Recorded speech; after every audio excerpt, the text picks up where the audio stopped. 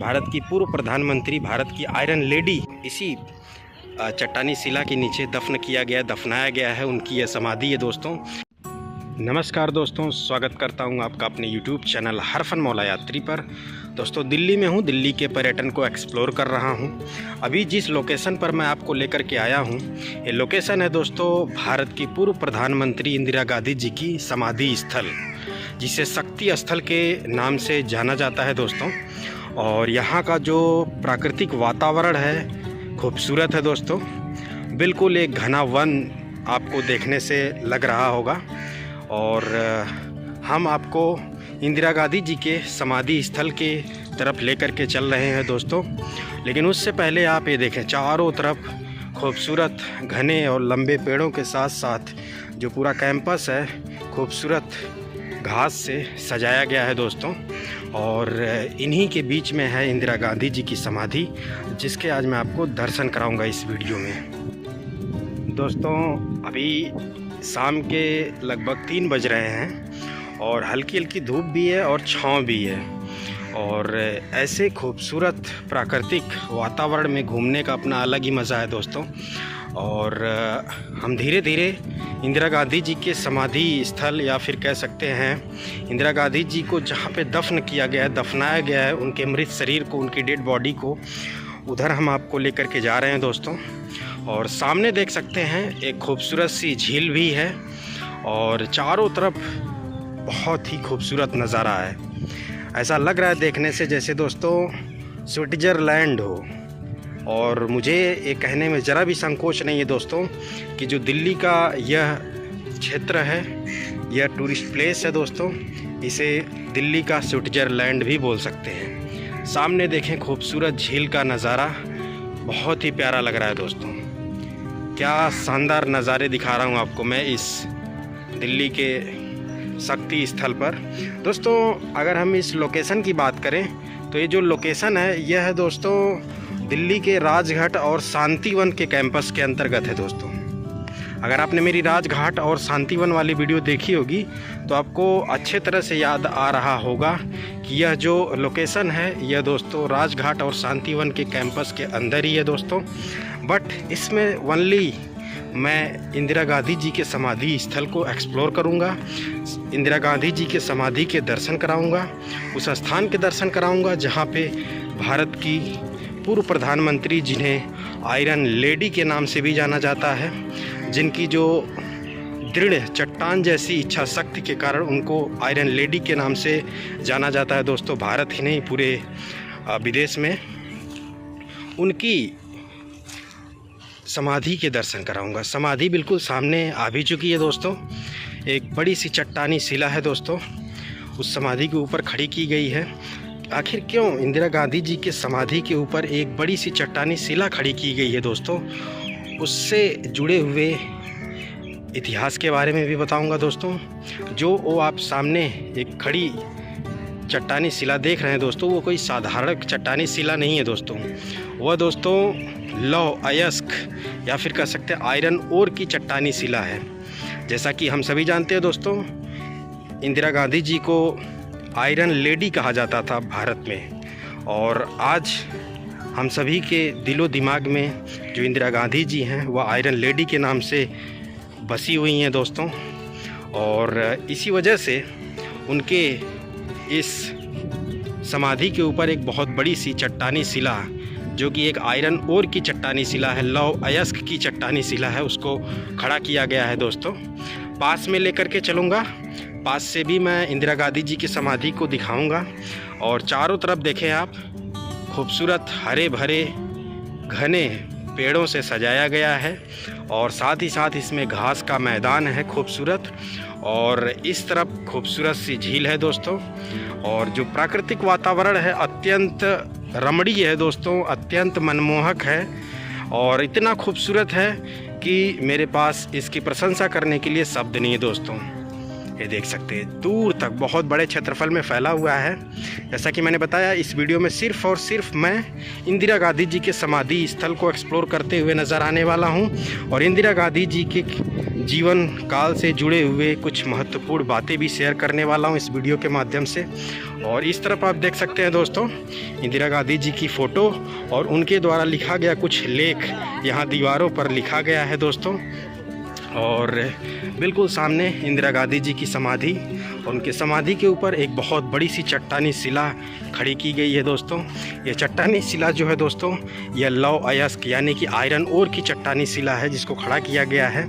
ऐसा इसलिए क्योंकि जो इंदिरा गांधी जी थी दोस्तों, उनकी जो चट्टानी जैसी दृढ़ इच्छा शक्ति के कारण उनको जो है आयरन लेडी के नाम से जाना जाता था दोस्तों।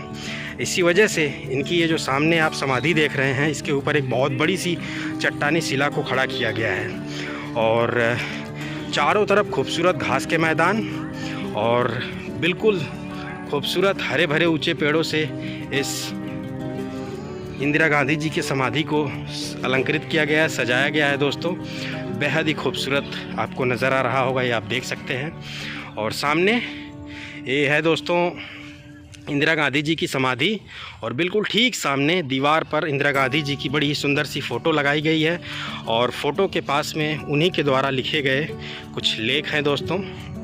अगर आप यहाँ आते हैं तो आप पढ़ भी सकते हैं। तो अगर आप यहाँ आना चाहते हैं दोस्तों तो आपको राजघाट आना होगा। राजघाट एक प्रसिद्ध टूरिस्ट प्लेस है दोस्तों दिल्ली में। और राजघाट जो कि भारत के राष्ट्रपिता महात्मा गांधी जी की समाधि स्थल भी है। और इस पूरे कैंपस को राजघाट और शांतिवन का कैंपस के नाम से जाना जाता है दोस्तों। और फ़िलहाल राजघाट और शांतिवन में महात्मा गांधी जी की समाधि स्थल है, जवाहरलाल नेहरू जी का समाधि स्थल है और साथ ही साथ संजय गांधी जी का समाधि स्थल है। और इसके अलावा इंदिरा गांधी जी का भी समाधि स्थल है जिसके मैं आपको दर्शन करा रहा हूँ। इस वीडियो में सिर्फ़ और सिर्फ इंदिरा गांधी जी के समाधि स्थल के दर्शन करा रहा हूं मैं आपको। देख सकते हैं समाधि स्थल के बिल्कुल पास भी आ चुका हूं मैं। और एक मार्बल से बना हुआ चबूतरा है और बीच में एक बहुत बड़ी सी चट्टानी शिला को खड़ा किया गया है। और जब भी आप इस चबूतरे पर चढ़ें तो जूते चप्पल को नीचे उतार दें दोस्तों, क्योंकि भारत की पूर्व प्रधानमंत्री इंदिरा गांधी जी के सम्मान में आप जो है चप्पल जूते नीचे उतार कर ही समाधि स्थल पर चढ़ें और भारत के इस महान प्रधानमंत्री इंदिरा गांधी जी को प्रणाम जरूर करें, नमन जरूर करें दोस्तों। और ये चट्टानी शिला आप देख सकते हैं, ये आयरन ओर की चट्टानी शिला है दोस्तों, लौह अयस्क की चट्टानी शिला है जिसको मैं दिखा रहा हूँ। और कुछ इसी प्रकार इंदिरा गांधी जी का व्यक्तित्व भी था दोस्तों। बिल्कुल चट्टान जैसे दृढ़ इच्छा शक्ति की महिला थी दोस्तों इंदिरा गांधी जी। और ये जो चट्टानी शिला है उनके पूरे जीवन को प्रदर्शित करता है, ये देख सकते हैं आप। और खूबसूरत दृश्य देखें आप, बिल्कुल सामने इंदिरा गांधी जी की फ़ोटो भी लगी हुई है जहाँ पे कुछ टूरिस्ट फ़ोटो सेल्फी ले रहे हैं। और ज़बरदस्त व्यू दिखा रहा हूँ आपको मैं इंदिरा गांधी जी की समाधि का, ये देख सकते हैं आप दोस्तों। जैसा कि हम सभी जानते हैं इंदिरा गांधी जी की जो मृत्यु है वह दोस्तों उन्हीं के दो बॉडीगार्ड, सिख बॉडीगार्ड ने उनकी गोली मार करके हत्या कर दी थी। और बाद में उनकी जो पार्थिव शरीर था, उनका जो मृत शरीर था इंदिरा गांधी जी का, इसी स्थान पर ला करके दफन किया गया, दफनाया गया इंदिरा गांधी जी को इसी स्थान पर, जिसके ऊपर एक बहुत बड़ी सी चट्टानी शिला खड़ी की गई है। इसी के नीचे भारत की पूर्व प्रधानमंत्री, भारत की आयरन लेडी, भारत की दृढ़ चट्टानी इच्छा शक्ति वाली प्रधानमंत्री को इसी चट्टानी शिला के नीचे दफन किया गया, दफनाया गया है। उनकी यह समाधि है दोस्तों। आप यहाँ पर आते हैं तो नमन जरूर करें दोस्तों भारत के इस महान नेता, भारत के इस महान प्रधानमंत्री इंदिरा गांधी जी को। और दोस्तों इंदिरा गांधी जी की जब समाधि बन रही थी तो दोस्तों उस वक्त की जो तत्कालीन केंद्र सरकार थी उसने इंदिरा गांधी जी के स्मारक बनाने का फ़ैसला लिया। तो उसके मन में एक चाहत थी, वह यह चाहत थी कि दोस्तों इंदिरा गांधी को वैसा ही प्रस्तुत किया जाए जैसा वह असल ज़िंदगी में प्रधानमंत्री के तौर पर थी, चट्टान जैसी इच्छा शक्ति रखने वाली। और लिहाजा समाधि स्थल पर एक आयरन और लौह अयस्क चट्टान को लाने का फ़ैसला लिया गया। क्यों लिया गया? क्योंकि उनके जो फैसले हुआ करते थे दोस्तों इंदिरा गांधी जी के प्रधानमंत्री रहते वक्त, वह दोस्तों कहीं न कहीं एक चट्टानी दृढ़ इच्छा शक्ति के रूप में जाना जाता था, उनके जितने भी फैसले थे दोस्तों। और इसीलिए जो है दोस्तों उस वक्त की तत्कालीन केंद्र सरकार ने उनकी समाधि के ऊपर एक लौह अयस्क की चट्टान ला करके स्थापित करने का निर्णय लिया दोस्तों, जो कि सामने है दोस्तों। यह जो एक विशाल पत्थर रखा है इंदिरा गांधी जी की समाधि के ऊपर, इसका वजन 25 टन से ज़्यादा है और इसे उड़ीसा के सुंदरगढ़ खदानों से लाया गया था दोस्तों। इंदिरा गांधी जी आज भारत के हर इंसान के दिलो दिमाग में आयरन लेडी के नाम से अमर हैं। और अगर हम बात करें इंदिरा गांधी जी के जन्म की, तो उनका जन्म दोस्तों 19 नवंबर 1917 को हुआ था। और इंदिरा गांधी जी ने अपने प्रधानमंत्री होने के कार्यकाल के दौरान दोस्तों कई बड़े फैसले लिए, जिसने देश के इतिहास को बदल दिया। और इस वीडियो में आज हम उनके ही द्वारा लिए गए कुछ बड़े फैसले, जो कि आज भारत के लिए काफ़ी लाभकारी साबित हो रहे हैं, और उनके बारे में जिक्र करेंगे दोस्तों। क्योंकि इंदिरा गांधी जी को आयरन लेडी कहा जाता है दोस्तों। क्यों कहा जाता है? तो इसके पीछे उनके जो बिल्कुल चट्टानी जैसे दृढ़ इच्छा शक्ति वाले फैसले थे, उनकी वजह से उनको जो है आयरन लेडी कहा जाता है दोस्तों। और ये देख सकते हैं अभी मैं घूम रहा हूँ चारों तरफ इंदिरा गांधी जी के समाधि स्थल के, क्योंकि पर्यावरण जो है ना, प्राकृतिक वातावरण यहाँ का बहुत मनोरम है, बहुत ही रमणीय है, बहुत ही शांतिप्रिय है दोस्तों। और यहाँ पर अगर आप घूमने आते हैं पूरा दिन घूम सकते हैं, इतना खूबसूरत है, इतना बड़ा क्षेत्रफल में फैला हुआ है ये पूरा कैंपस। और बीच में इंदिरा गांधी जी का समाधि स्थल, जिसको मैंने पास से भी दिखाया आपको। वैसे तो दोस्तों इंदिरा गांधी जी ने बहुत सारे फैसले लिए हैं देश के हित के लिए, भारत देश की जनता के हित के लिए, लेकिन इस वीडियो में मैं उनके 7 फैसलों का जिक्र करने वाला हूं, जिनके वजह से उनको आयरन लेडी ऑफ इंडिया कहा जाता है। पहला था दोस्तों बैंकों का राष्ट्रीयकरण। इंदिरा गांधी जी ने ही बैंकों का राष्ट्रीयकरण करने का फैसला किया। सन 1969 में, लगभग 19 जुलाई सन 1969 को इंदिरा गांधी के नेतृत्व वाली सरकार ने एक अध्यादेश पारित किया। यह अध्यादेश देश के 14 निजी बैंकों के राष्ट्रीयकरण के लिए था। इन 14 बैंकों में देश का करीब 70% धन जमा था।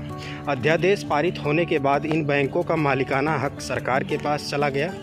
ऐसा करने का उद्देश्य आर्थिक समानता को बढ़ावा देना था दोस्तों, और आम जनमानस को फ़ायदा पहुंचाने का था।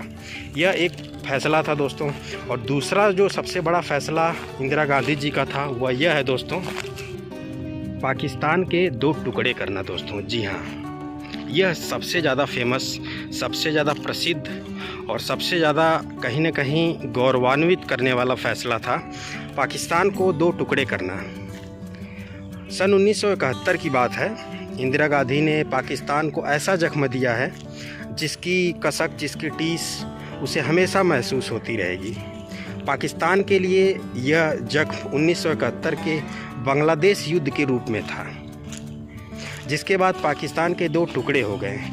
पाकिस्तान के सैन्य शासन ने पूर्वी पाकिस्तान के नागरिकों पर, यानी कि बांग्लादेश, जो वर्तमान बांग्लादेश है, वह तब दोस्तों पाकिस्तान का ही हिस्सा हुआ करता था। जो आज हम बांग्लादेश के नाम से जानते हैं, वह पहले पाकिस्तान का ही अटूट हिस्सा हुआ करता था। तो जैसा कि मैंने बताया कि 1971 के बांग्लादेश युद्ध में जब पाकिस्तान के 2 टुकड़े हो गए थे दोस्तों, कैसे हो गए? तो पाकिस्तान के सैन्य शासन ने पूर्वी पाकिस्तान यानी कि वर्तमान बांग्लादेश के नागरिकों पर जुल्म की अति कर दी थी, जुल्म की इंतहा कर दी थी। और उसके नतीजे में करीब 1 करोड़ शरणार्थी भागकर भारत में चले आए थे। पाकिस्तान जो है पूर्वी भाग पर यानी कि बांग्लादेश पर, वहाँ के नागरिकों पर इतना जुल्म ढा रहे थे कि जो वहाँ के लगभग 1 करोड़ शरणार्थी थे वह भागकर भारत में चले आए थे। बाद में भारत और पाकिस्तान के बीच युद्ध हुआ, और जिसमें न सिर्फ पाकिस्तान की शर्मनाक हार हुई, बल्कि उसके 90,000 सैनिकों को भारत ने युद्ध बंदी बनाया था। और उसी युद्ध में दोस्तों बांग्लादेश को पाकिस्तान से आज़ाद करवाया गया, मुक्त करवाया गया और परिणाम स्वरूप बांग्लादेश एक स्वतंत्र देश, एक अलग देश बन कर के उभरा। और बांग्लादेश इस बात का हमेशा एहसानमंद रहता है भारत का दोस्तों। और बांग्लादेश को मुक्त कराने का श्रेय इंदिरा गांधी जी को जाता है। तो हम कह सकते हैं दोस्तों कि पाकिस्तान के 2 टुकड़े करने का जो श्रेय है वह भारत की आयरन लेडी इंदिरा गांधी जी को ही जाता है, जिनकी समाधि बिल्कुल सामने है। आप दर्शन करें, नमन करें दोस्तों। तीसरा फैसला जो है दोस्तों इंदिरा गांधी जी का, उसे थोड़ा सा नेगेटिव वे में लिया जाता है। वह है दोस्तों आपातकाल का फैसला। इंदिरा गांधी के संबंध में इलाहाबाद हाई कोर्ट में एक याचिका दाखिल की थी। इस याचिका पर सुनवाई के बाद हाई कोर्ट ने इंदिरा गांधी के खिलाफ फैसला दिया था। 6 सालों तक उनके चुनाव लड़ने पर रोक लगा दी थी। उनको संसद से भी इस्तीफा देने को कहा गया था, लेकिन इंदिरा गांधी ने हाई कोर्ट का फैसला मानने से इनकार कर दिया। उसके बाद देश भर में विरोध प्रदर्शन होने लगे और उनसे इस्तीफा की मांग की जाने लगी। इस सब को देखते हुए इंदिरा गांधी ने 25 जून 1975 को आपातकाल लगा दिया और बड़ी संख्या में विरोधियों की गिरफ्तारी का आदेश दे दिया। और भारत के लोकतंत्र में इस दिन को काले दिन के रूप में जाना जाता है दोस्तों। और आपको मैं बता देना चाहता हूं दोस्तों कि आखिर ऐसा क्या हुआ था कि जो भारत इंदिरा गांधी जी थी, उनके विरोध में काफ़ी बड़ी संख्या में लोग उतर आए। ऐसा क्या था? आम जनता भी उनके विरोध में उतर आई थी। वह दोस्तों वजह यह थी, वह थी नसबंदी कार्यक्रम। नसबंदी कार्यक्रम चलाया था इंदिरा गांधी जी ने भारत की जनसंख्या को कंट्रोल करने के लिए, क्योंकि भारत की जनसंख्या काफ़ी तेज़ गति से बढ़ रही थी और आज भी बढ़ रही है दोस्तों। आज हमारी जनसंख्या इतनी ज़्यादा बढ़ चुकी है कि हम चाइना को भी पीछे छोड़ चुके हैं और ये कहीं ना कहीं हमारे देश के लिए एक संकट की बात है। तो हमें स्वेच्छा से ही अपनी जनसंख्या पर कंट्रोल लगाना चाहिए, इसमें कोई दो राय नहीं है। और जनसंख्या पर कंट्रोल तभी लग पाएगा जब हमारे देश की जनता अधिक से अधिक शिक्षित और जागरूक बनेगी। तो ये सब खेल जो है शिक्षा का होता है, जागरूकता का होता है। जब इंसान जागरूक और शिक्षित हो जाता है तो खुद ही बहुत कम बच्चे पैदा करता है, 1 या ज़्यादा से ज़्यादा 2, इससे ज़्यादा नहीं। लेकिन दोस्तों आज क्या है, अशिक्षा है हमारे देश में, जागरूकता की कमी है, जिससे जनसंख्या आज भी काफ़ी तेज़ गति से बढ़ रही है और हम आज पाकिस्तान को भी पीछे छोड़ चुके हैं। लेकिन इसी जनसंख्या पर रोक लगाने के लिए इंदिरा गांधी जी ने नसबंदी कार्यक्रम लाया था, लेकिन उस नसबंदी कार्यक्रम का कहीं कहीं पर गलत इस्तेमाल होने लगा था। नसबंदी कार्यक्रम उनके लिए था जिनके जो शादीशुदा थे, जिनके ऑलरेडी 1 या 2 बच्चे हो चुके थे। लेकिन दोस्तों इस नसबंदी कार्यक्रम में कहीं न कहीं उन लोगों की भी नसबंदी होने लगी थी गलत तरीके से, जिनका विवाह नहीं हुआ था। और एक गलत फहमी भी फैला दी गई थी इस बात को लेकर के कि इस नसबंदी कार्यक्रम में सभी का नसबंदी किया जा रहा है, बूढ़े बच्चे जवान सभी का, किसी जिसकी शादी हुई हो ना हुई हो सभी का किया जा रहा है एक तरफ से। इस चीज़ को लेकर के इंदिरा गांधी सरकार के खिलाफ एक अफवाह भी फैला दी गई थी, जिसकी वजह से काफ़ी बड़ी संख्या में आम जनता भी इंदिरा गांधी सरकार के विरोध में आ गई थी। और इस चीज़ को लेकर के इसी नसबंदी कार्यक्रम के विरोध में कोर्ट में जाकर के याचिका भी दाखिल की गई थी और उसी कोर्ट ने जो है इंदिरा गांधी जी से इस्तीफ़ा मांग दिया और उनके चुनाव लड़ने पर रोक लगाने जैसे फैसले सुना दिए। और इसी फैसले के विरोध में इंदिरा गांधी जी ने आपातकाल घोषित कर दिया। और इसी आपातकाल लगभग 2 साल तक रहा था दोस्तों। और इस दौरान जो भी विरोध करता था इंदिरा गांधी सरकार का, उसके कार्यक्रमों का, उसकी योजनाओं का, उन सभी को जेल में डाल दिया जाता था। तो इस दिन को काले दिन के रूप में याद किया जाता है दोस्तों। अभी तक मैंने आपको इंदिरा गांधी जी के 3 फैसले बताए, अब चौथा फैसला बताने जा रहा हूँ। और यही फैसला जो है इंदिरा गांधी जी के मौत का कारण बना। यह फैसला था दोस्तों ऑपरेशन ब्लू स्टार, जो कि 1984 में लिया गया था यह फैसला। और इस फैसले के तहत जर्नैल सिंह भिंडरावाले और उसके सैनिक भारत का बंटवारा करना चाहते थे। उन लोगों की मांग थी कि पंजाबियों के लिए एक अलग देश खालिस्तान बनाया जाए। भिंडरावाले के साथी गोल्डन टेम्पल में छिपे हुए थे। उन आतंकियों को मार गिराने के लिए भारतीय सेना ने ऑपरेशन ब्लू स्टार चलाया, जिसकी अनुमति तत्कालीन इंदिरा गांधी सरकार ने ही दिया। इस ऑपरेशन में भिंडरावाले और उसके साथियों को मार गिराया गया, साथ ही कुछ आम नागरिक भी मारे गए थे। और बाद में इसी ऑपरेशन ब्लू स्टार का बदला लेने के मकसद से इंदिरा गांधी की हत्या कर दी गई थी। दोस्तों, ऑपरेशन ब्लू स्टार की वजह से ही इंदिरा गांधी जी की हत्या हुई, क्योंकि ऑपरेशन ब्लू स्टार की वजह से कहीं न कहीं जो सिख समुदाय था उनके दिलो दिमाग में एक गलत फहमी या फिर कह सकते हैं गलत मैसेज चला गया कि जो इंदिरा गांधी हैं वह सिख विरोधी हैं। एक तो जो गोल्डन टेम्पल था वह सिख समुदाय के लोगों का ही था, और जो भिंडरावाले और उसके सैनिक यानी कि जो आतंकवादी संगठन था जो कि पंजाब को एक अलग देश खालिस्तान के रूप में बनाना चाहता था, वह उसी गोल्डन टेम्पल में छिपे हुए थे। गोली चलाने से पहले इंदिरा गांधी जी ने बहुत रिक्वेस्ट किया उन सभी भिंडरावाले और उनके सैनिकों को सरेंडर करने के लिए, उस मंदिर से बाहर निकलने के लिए। लेकिन दोस्तों, वे उस मंदिर से बाहर नहीं निकले, और इंदिरा गांधी जी खुद नहीं चाहती थी कि वह उस मंदिर पर गोलियां बरसाएं, जो कि एक सिख समुदाय का सम्मानित मंदिर है। दोस्तों, वह सिख समुदाय के लोगों की भावनाओं को आहत नहीं करना चाहती थी। लेकिन सबसे बड़ी बात होती है दोस्तों राष्ट्र सुरक्षा। राष्ट्र सुरक्षा के सामने सारे डिसीजन लेने पड़ते हैं, कड़े से कड़े फैसले लेने पड़ते हैं राष्ट्र सुरक्षा के लिए दोस्तों। और ठीक वही काम इंदिरा गांधी जी ने किया, और मजबूरन उन्हें अब भारतीय सैनिकों को परमिशन देनी पड़ी, और फिर ऑपरेशन ब्लू स्टार को संचालित किया गया। इसके तहत गोल्डन टेम्पल पर गोलियां बरसाई गईं।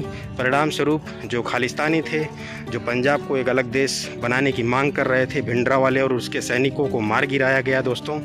और उनके साथ साथ कुछ निर्दोष सिख नागरिक भी मारे गए दोस्तों। लगभग 100-150 की संख्या में निर्दोष सिख समुदाय के जो आम जनता थी उनको मार दिया गया था। अब उनको मारने का कोई उद्देश्य तो था नहीं, मारना था टेररिस्ट को, लेकिन वो भी उसमें मारे गए। और टेररिस्ट हमेशा दोस्तों आम जनता का एक कह सकते हैं कि इमोशनल प्रोटेक्शन ले लेते हैं। वो हमेशा ऐसे जगह छुप जाते हैं जहाँ पर आम जनता पहले से मौजूद होती है। तो उस टेम्पल में पहले से ही आम जनता यानी सिख समुदाय के लोग पूजा कर रहे थे। उसी टाइम जो है भिंडरावाले और उसके सैनिक उसके अंदर घुस गए, और मजबूरन इंदिरा गांधी जी को गोलियां चलानी पड़ी। राष्ट्र की सुरक्षा के लिए, देश की सुरक्षा के लिए चलवानी पड़ी, और परिणाम स्वरूप ऑपरेशन ब्लू स्टार कामयाब तो रहा, लेकिन दोस्तों कहीं न कहीं जो सिख समुदाय था उनके मन में, उनके दिलो दिमाग में इंदिरा गांधी के लिए एक नफ़रत पैदा हो गई। और परिणाम स्वरूप उसी नफ़रत के चलते इंदिरा गांधी जी के 2 बॉडीगार्ड थे, वह सिख समुदाय के ही थे। उनके भी दिलो दिमाग में कहीं न कहीं इंदिरा गांधी जी के खिलाफ़ नफ़रत हो गई, और ऑपरेशन ब्लू स्टार का बदला लेने के लिए ही इंदिरा गांधी जी के दोनों सिख जो बॉडीगार्ड थे उन्होंने उनको उन्हीं के आवास, इंदिरा गांधी जी के ही आवास पर उनको गोलियों से भून डाला, उनको गोलियों से मार करके उनकी हत्या कर दी इंदिरा गांधी जी की। तो जिस स्थान पर इंदिरा गांधी जी की हत्या हुई है उसे आज इंदिरा गांधी मेमोरियल म्यूज़ियम के नाम से जाना जाता है। उसकी वीडियो ऑलरेडी चैनल पर मैं डाला हूँ। उस म्यूज़ियम में इंदिरा गांधी जी की वह साड़ी भी रखी गई है, जिस साड़ी को वह हत्या के दिन पहनी हुई थी। वह साड़ी खून के धब्बों से आज भी सनी हुई है, उस म्यूज़ियम में रखी हुई है। इसके अलावा उस लोकेशन को भी इंगित किया गया जिस लोकेशन पर इंदिरा गांधी जी को उनके 2 सिख सैनिकों ने गोली मार करके उनकी हत्या कर दी थी दोस्तों। तो अभी तक मैंने इंदिरा गांधी जी के 4 बड़े फैसलों के बारे में बताया इस वीडियो में। 5वां फैसला जो है वो है दोस्तों ऑपरेशन मेघदूत। 1984 में भारतीय सेना ने ऑपरेशन मेघदूत को अंजाम दिया था और पाकिस्तान की कब्र खोदी थी। इस ऑपरेशन की मंजूरी इंदिरा गांधी ने ही दी थी। दरअसल पाकिस्तान ने 17 अप्रैल 1984 को सियाचिन पर कब्जा करने की योजना बनाई थी, जिसकी जानकारी भारत को लग गई। भारत ने उससे पहले ही सियाचिन पर कब्जा करने की योजना बनाई और इस ऑपरेशन का कोड नाम ऑपरेशन मेघदूत था दोस्तों। और ये भी फैसला हर भारतीय को गौरवान्वित करने का अवसर देता है दोस्तों। 6वां फैसला जो है दोस्तों वह है 1974 में पोखरण में परमाणु परीक्षण। 18 मई 1974 भारतीय इतिहास का अहम दिन था। इस दिन भारत ने पोखरण में परमाणु परीक्षण करके दुनिया को हैरत में डाल दिया था। इस ऑपरेशन का नाम स्माइलिंग बुद्धा था। जी हाँ दोस्तों, और तब जाकर के भारत आज परमाणु शक्ति के नाम से, परमाणु शक्ति के रूप में जाना जाता है। और अभी मैं आ चुका हूँ झील के पास घूमते घूमते दोस्तों। सातवां जो उनका एक फैसला था दोस्तों, वह यह है दोस्तों, प्रीवी पर्स यानी राज भत्ते को ख़त्म करना। क्या था यह, डिटेल में बताता हूँ आपको। आज़ादी के बाद भारत में अपनी रियासतों का विलय करने वाले राज परिवारों को एक निश्चित रकम देने की शुरुआत की गई थी। इस राशि को राजभत्ता या प्रीवी पर्स कहा जाता था। इंदिरा गांधी ने साल 1971 में संविधान में संशोधन करके राजभत्ते की इस प्रथा को ख़त्म कर दिया। उन्होंने इसे सरकारी धन की बर्बादी बताया था। तो ये कुछ 7 कड़े फैसले थे दोस्तों इंदिरा गांधी जी के, जिसकी वजह से इंदिरा गांधी जी का जो प्रधानमंत्री का कार्यकाल था वह काफ़ी प्रभावी और काफ़ी ज़्यादा अहम था। और साथ ही साथ दोस्तों इन्हीं फैसलों की वजह से इंदिरा गांधी जी को आयरन लेडी ऑफ इंडिया कहा जाता है। इन्हीं फैसलों की वजह से आज इंदिरा गांधी जी हर भारतीय के दिलो दिमाग में राज करती हैं दोस्तों। हर भारतीय के दिलो दिमाग में वो आज भी अमर हैं दोस्तों, भारत की यशस्वी प्रधानमंत्री इंदिरा गांधी जी। लगभग दोस्तों मैंने कम्प्लीटली एक्सप्लोर किया इंदिरा गांधी जी की समाधि स्थल को। और इंदिरा गांधी जी को आयरन लेडी क्यों कहा जाता है, तो उसके बारे में भी मैंने बताया। उनके कुछ फैसले थे जिनमें 7 बड़े फैसले थे, जिसकी वजह से इंदिरा गांधी जी को आयरन लेडी का दर्जा मिला हुआ है। और उनकी समाधि बिल्कुल सामने है दोस्तों। इस स्थान पर इंदिरा गांधी जी के पार्थिव शरीर को, मृत शरीर को दफन किया गया है, दफनाया गया है दोस्तों। और चारों तरफ का सुंदर वातावरण आपको बिल्कुल आकर्षक लग रहा होगा दोस्तों। यहाँ अगर आप आएंगे पूरा दिन व्यतीत कर सकते हैं। बेहद खूबसूरत, बेहद आकर्षक, बेहद रमणीय स्थान है। जैसा कि मैंने बताया, यहाँ पर दोस्तों आसपास में ही बहुत सारे समाधियाँ बनी हुई हैं। जैसे कि यहाँ पर भारत के राष्ट्रपिता महात्मा गांधी जी की भी समाधि है, और भारत के प्रथम प्रधानमंत्री जवाहरलाल नेहरू जी की भी समाधि स्थल है, और भारत के पूर्व प्रधानमंत्री राजीव गांधी जी की भी समाधि स्थल है। और फिलहाल तो इस वीडियो में सिर्फ़ और सिर्फ मैं इंदिरा गांधी जी के समाधि स्थल के दर्शन कराया। और उम्मीद करता हूँ वीडियो आपको पसंद आई होगी। अगर पसंद आई हो तो वीडियो को लाइक करके चैनल को सब्सक्राइब करिएगा। इस वीडियो को यहीं पे करता हूँ समाप्त। जय हिंद, जय भारत, वंदे मातरम।